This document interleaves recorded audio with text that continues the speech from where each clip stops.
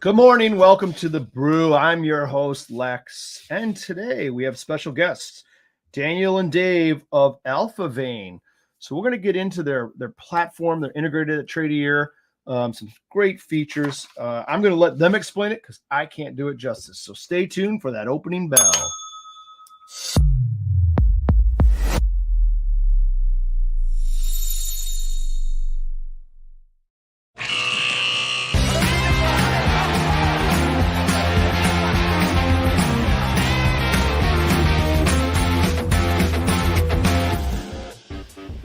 There's a little elevator music still. Hang in there. Stay with it. Stay with it. What's up, guys? How are you? Hey man, how you doing? Good. Dan, you go like Daniel. I keep saying Dan. Sorry, I'm very casual. I apologize. Either one works. I'm pretty casual too. All right. Dan, Daniel, whatever. Okay, so Dave's on top, Daniel's down below. Is that right? That's right. Yep. All right. Good to see you guys. I don't think we've seen each other in person really. We've talked on the phone and been on Zooms before. Yeah.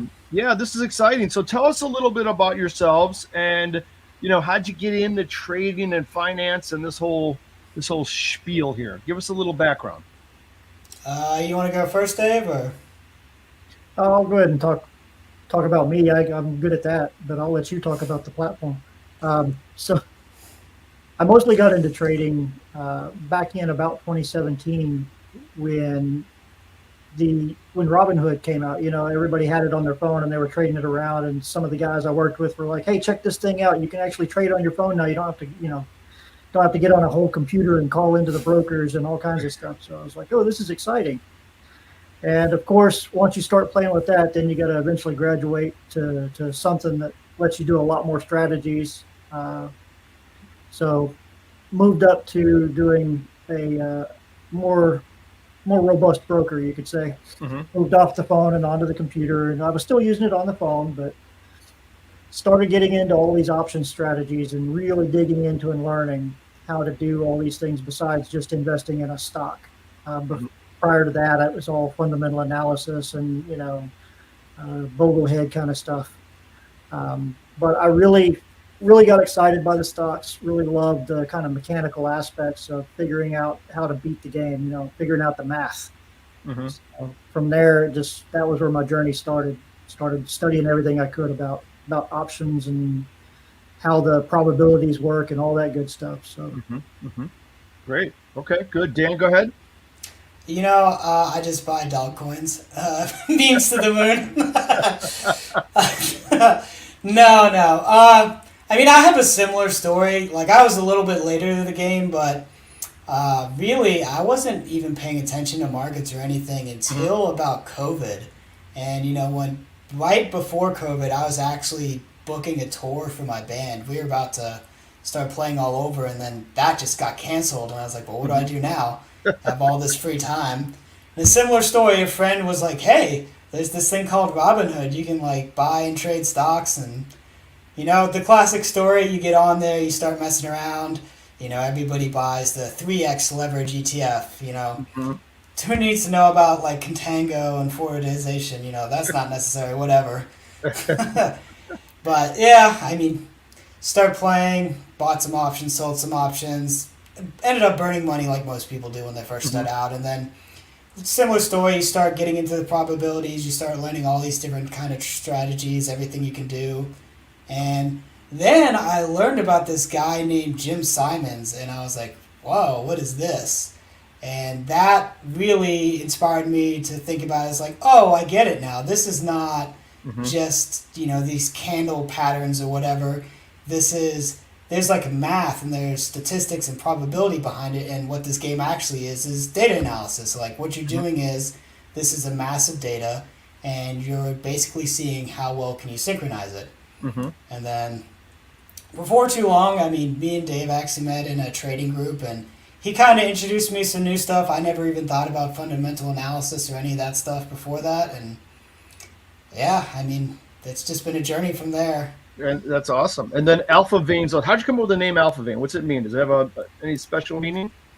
So it's funny you ask. We were thinking about names for a long time. We were trying to come up with something. You want it to be catchy. You Right. want it to really roll off the tongue, but also wanted it to have a meaning. And, we just kept trying. Probably, what would you say? We spitballing names for at least a month or two. Yeah. Yeah. And then, I think you made some offhand comment about the wind or something, and it made me think of weathervane. And I was like, well, weathervane tells you where the wind is blowing. It points to it. So I was like, well, an AlphaVane points to the alpha.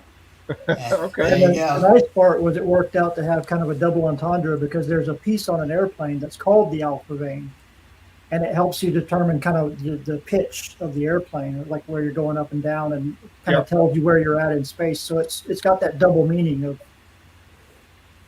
Okay. helping you to pilot your portfolio to a safe landing or to take off. Are you a pilot by chance, Dave, or no? No, I'm not. Not yet. That's Not his yet, next right? set. That's the Not next. yet. Not yet. Awesome. Good. So, all right, good. This sounds great. Well, now tell us about AlphaVane specifically. What does it do?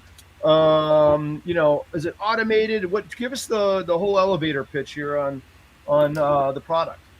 So, the overarching view is that we're trying to break down quantitative views into very accessible things where this is easy to just look at real quick.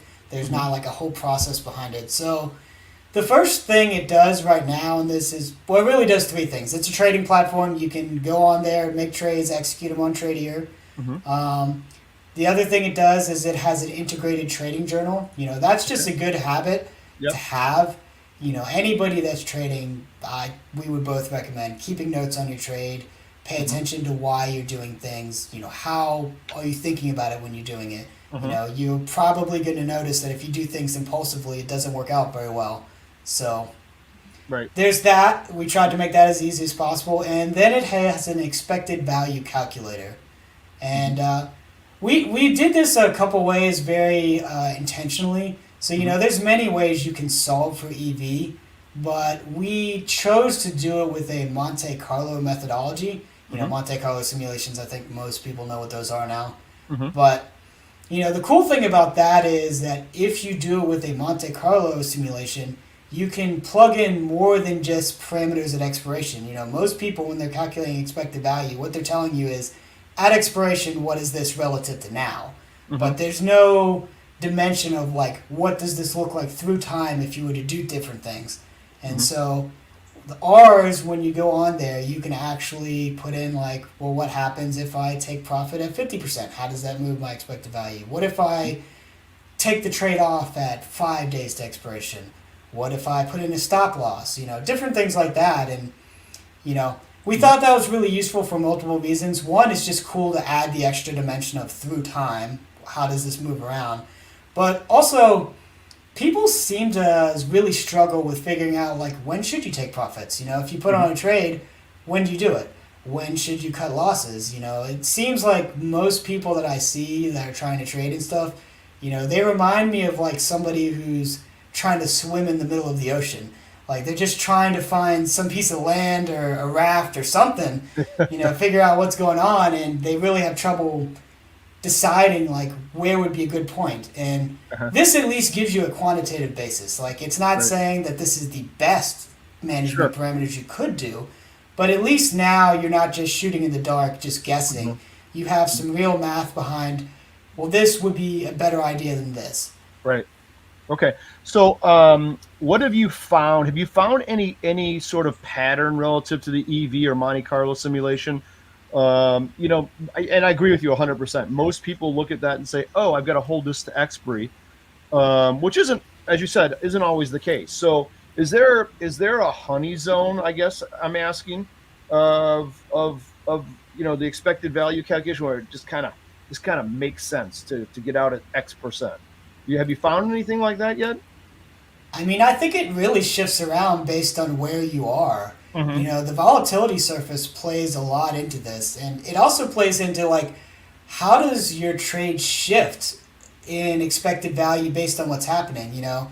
A lot of times people think of trades and they just think, I'm going to do your standard 30 delta, put credit spread. And they think that's a good one. SPY always goes up or whatever, but it's not necessarily.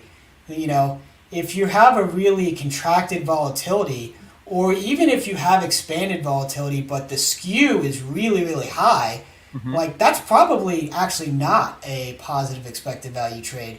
There's a ratio there. And what you really want to do is find like relative to what the volatility is pricing in now to what these things have been known to move, the distributions that they create, what would be an ideal thing to create. So oftentimes, like VIX has been pretty low the last, I don't know, month or two, would you say? Yep. So, generally when that happens, what you're really looking to do is up your delta exposure and lower some of the other Greeks because you want to have that lower probability trade that has the bigger payouts because the extra probability isn't actually worthwhile relative to like the distributions that the stocks are forming. Like generally those are going to be negative EV. And this really, I think that's a huge thing of like where this helps out is like how should you be shifting your risk reward ratios? Sure.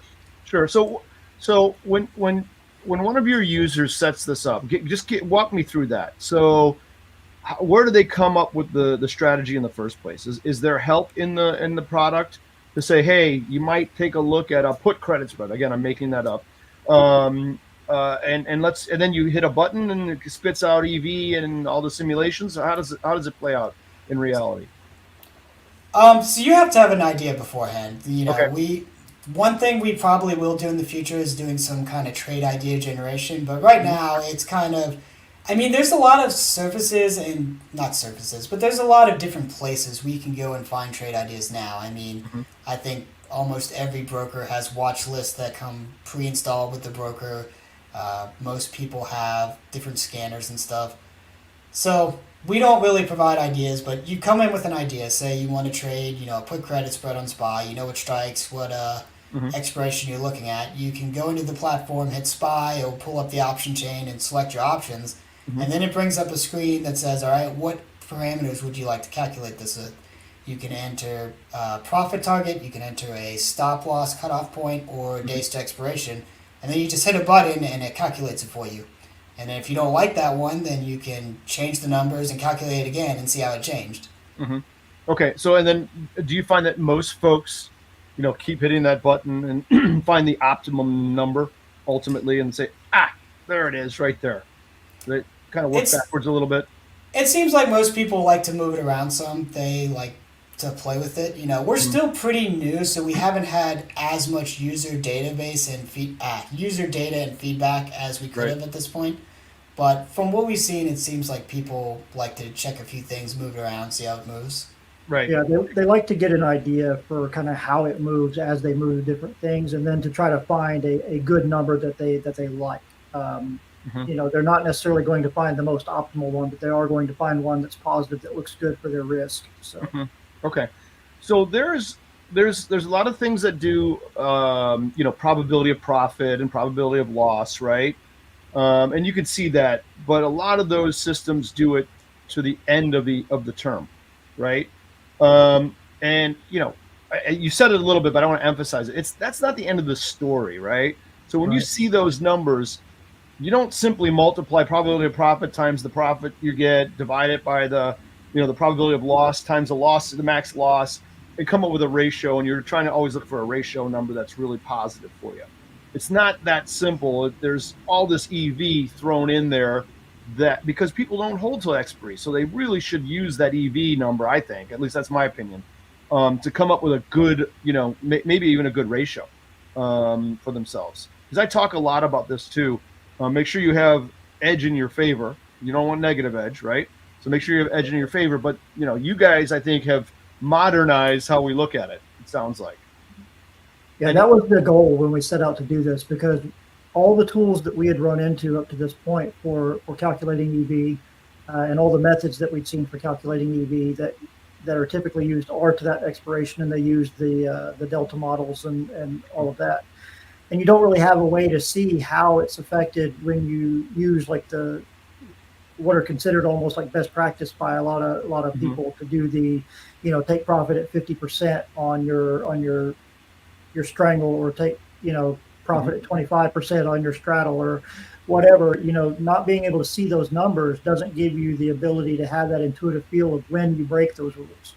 Right. because rules are great, but occasionally you're going to want to bend, break, change the things depending on how the environment is actually changing around you. Mm-hmm. Because tail risk is something that exists, and if you don't account for it, you can actually wind up with what would otherwise be positive trades breaking to a negative side for you because the tail risk was so big. Mm-hmm. Okay. Um, Yeah. I think it's important. I love the way you guys are doing this. Now, did you guys do all the mathematics, or is it is it something that you did a little research on and kind of No, I tailored? mean, we calculated from the beginning. I mean, all the code was written in house. We did everything from scratch, and we're actually pulling most of the data from Tradier. When people Mm-hmm. connect their accounts, we're using that API access to pull Sure. most of the data. Okay. Okay. How did you guys stumble upon Tradier? Because you guys are integrated with us. Everyone knows I'm with Tradier, so that's no secret. So how did you stumble upon us? I think you guys showed up in my YouTube feed. There was a time when people were looking for like every single broker. Like I'm pretty sure in a group that me and Dave were both in, people were just trying to map out every single broker, and you guys came up on the list. And I didn't really do much at first, but when we started looking around to build this, we were trying to figure out who would be the best partner to start with, who's the most set up for what we're trying to do. And you guys did a really good job on the API. I mean, it's a solid API. You have a good setup for making data accessible to people. No, that's that. We do get that a lot on the API stuff. So I'm glad to hear that. And I'm kind of one of the stories too. I wasn't always a Tradier. We had a product that we built that they ultimately bought from us. Same reasons, right? Very easy to access and good output, what have you. You mentioned trading journals, right, earlier. Tell me a little bit more about that because I also think that's important. You guys kind of think like I do a good bit on the trading front. So what's special about the trading journals? Give me a little background there. Special about the trading journals we have, or Yeah, just no, yeah, about what you have and about generally. You obviously decided to add it, so it must mean something to you guys, right? yeah, well, trading journal is something that I've always kind of preached, and I think I was the one who drilled it into Daniel's head when we first started. And the usefulness of being able to go back and look at your your trades, why you took them, what your plan was, whether that plan worked out, and even more important to me is state of mind Mm-hmm. when you took the trade and kind of the emotional responses you had to it, because that's where I feel the most problems spring up for traders Yeah. is that you get into your feelings about the trade and you start straying from your mechanics and your plan. Mm-hmm. And so being able to go back and look at that journal that you put in there where it starts out, it says, why did you take this trade? And you put that in there in your own words. It asks you, what's your state of mind? Yep. What's your management plan for this trade? So you can go back and look at whether you stuck to your management plan. Mm-hmm. And then there's a notes section where you can put anything else that we didn't think of to ask. Sure. So people can really kind of customize it to however they want to be able to look back and understand Mm-hmm. what was going through their head and Right. what happened. Powerful. I love it. I like the fact that you guys gave questions that have to be answered. I like that part. Especially the state of mind. I can tell you I come from the floor world, the trading floor world on the pro side, and we don't think like that. We just respond. We're very reactive. We buy bids, we sell offers. So our edge is built into that bid ask. Coming off floor, different game, right? As you guys know, and having that whole gamut of being able to define all that stuff you just went through, I think it's vital because I see so many retail folks make critical emotion based mistakes, and any way you can eliminate the emotion from something is great in my opinion, so it sounds like you guys are heading down that path, which is awesome. Good to hear. Yeah. I mean, I will say it's not enforced per se. You can trade without filling it out. We're not going to force you Sure. to. Right. But it is, we tried to make it as convenient as possible where it comes up when you trade right away. Mm-hmm. And, The other thing is that we also have plans for adding more to this in the future. Right now it does those things that Dave described, but Right. I think it could also be useful if it automatically tracks some things like what was your deltas when you opened this? What did the skew of the legs you were looking at have? You can record some quantitative metrics about your trade and just build that in. But for right now, we focused on the most important aspects, or at least what we thought were most important, were those define your management parameters and really get the objective static reference for your mindset around this. Are you approaching this in a good way? And if not, recognize that you're not, so you can start improving it. Sure. That's great. What other kind of things are you guys thinking about? What give us some coming soon to AlphaVane? Yeah, besides, that sort of template. What else? What other things are popping up? Do you think? Well, one thing we're considering adding very soon is potentially fundamental analysis templates. Okay. And let Dave talk about that a little bit. Sure. Yeah, the fundamental analysis stuff that we're kind of thinking about adding would be to be able to map on a lot of the fundamentals of the company on with your stock charts and your technicals and stuff, so that people can see correlations between how the fundamentals are actually affecting the stocks and how they're interacting with things like their options trades and their actual investments. So because a lot of people have a hard time with actually kind of internalizing the fundamentals and how it actually interacts with them as a trader versus being as an investor. And we want this also to be something that's useful to investors and traders alike, ultimately down the line. And one of the other things we were talking about possibly integrating with the fundamentals module would be doing something like having like a super investors template where you could say, hey, I want to look at the same stuff that Buffett looks at, or I want to look at the same stuff that Terry Smith looks at, or whichever investor you find is like your idol or the person that you like to follow. Sure. To have a template that pulls up the same kind of general fundamental things that they focus on as the primary focus, and then everything else kind of off to the side that you can still find on your own. But that allows people to kind of customize how they want to look at companies. Sure. Okay. And we talked a little bit about automation, so that's on the back burner a little bit. You're thinking about something there. Any kind of sneak peeks at automation from your minds?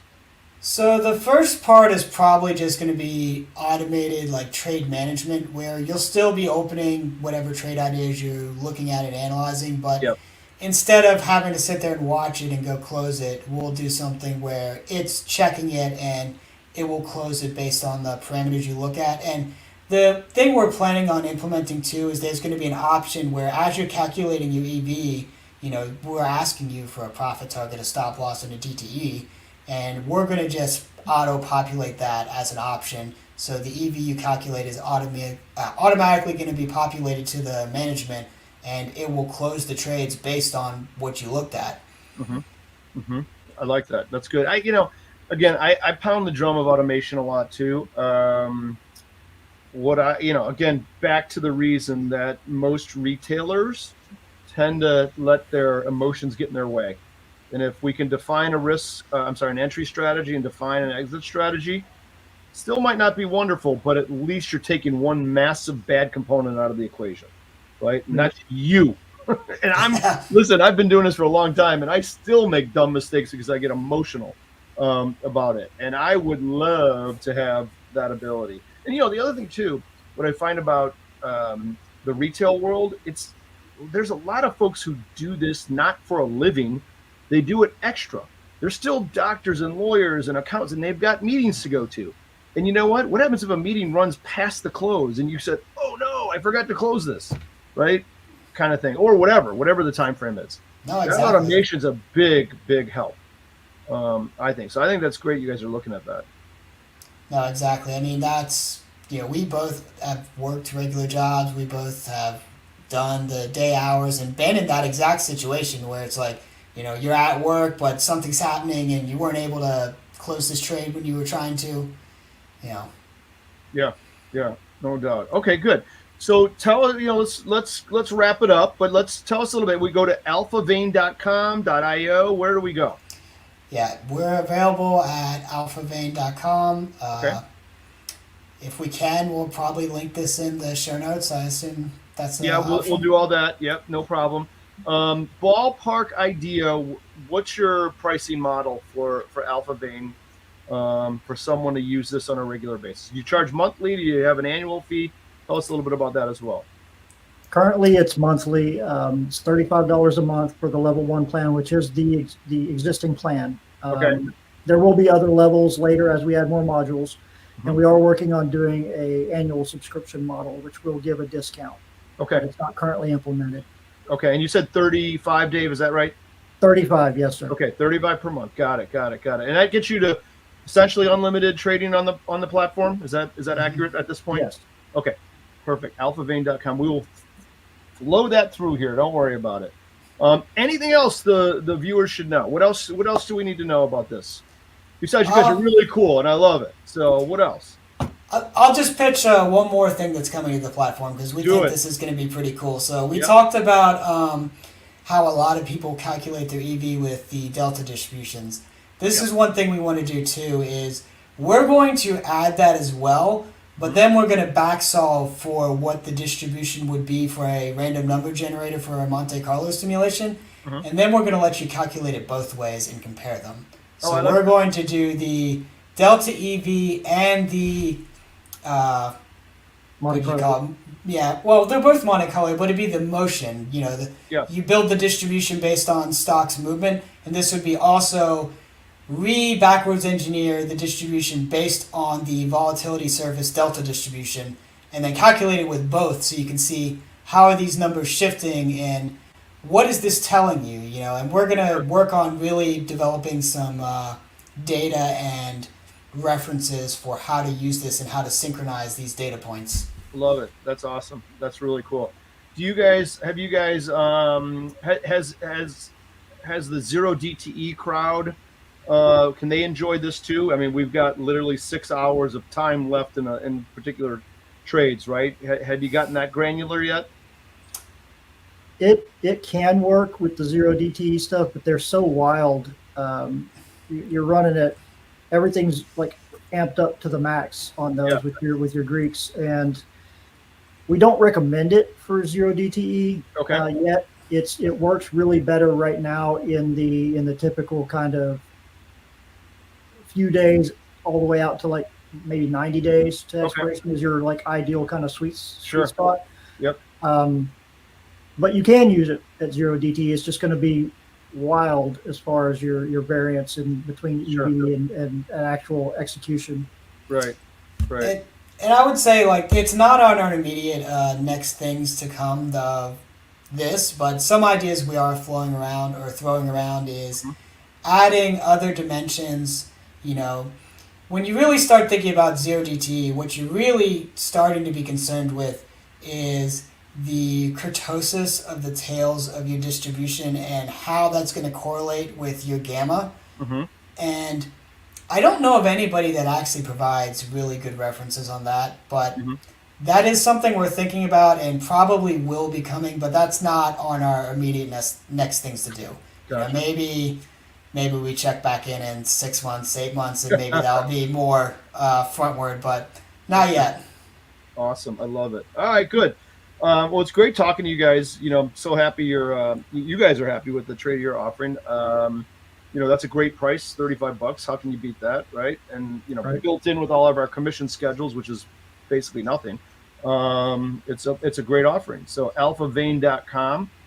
Dave and Daniel, thanks for coming on. We will have this processed, and probably in a week or so we'll send it to you, and you'll get a copy of this, and it'll be on our YouTube and on our hub.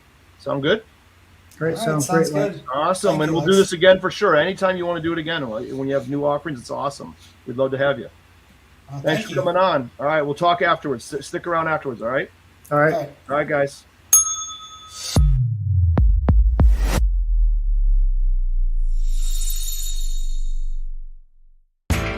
You know how the financial world goes. Here comes the buzzkill. Please make sure to take some time to read this boring disclaimer. We will owe you one.